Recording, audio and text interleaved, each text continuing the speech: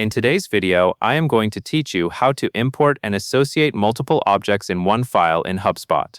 This process is useful when you want to bring data into HubSpot and also create the relationship between two different record types at the same time, like contacts linked to companies. Before you begin, make sure your CSV file is ready and that it includes the columns you need for each object. It also helps to use clear, consistent column headers because you will map those headers to HubSpot properties in a later step. Start by going into your HubSpot account and opening your CRM. From there, click into Contacts, or you can open whichever object you want to start from, such as Companies.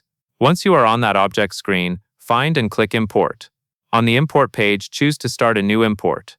Then select File from Computer, since you will be uploading a CSV stored on your device. Next, choose the option for one file, and then select Multiple Objects. This tells HubSpot that a single file will contain data for more than one object type, and that you want those objects to be associated during the import. Now you will be asked to choose your two objects. A common example is contacts and companies, but you can select the pair that fits your file and your workflow. After selecting the two objects, click Next. You will then upload your CSV. Drag and drop the file into the upload area, or click to browse and select it from your computer. Once the file is attached, click Next to move forward. This next part is important: column mapping.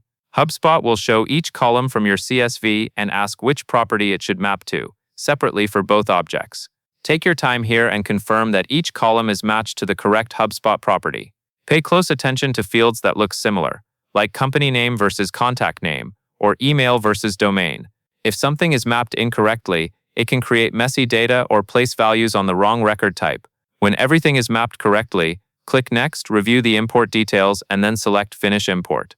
HubSpot will process the file and create or update records while also associating the two objects based on the data in your CSV. That covers everything you need to know.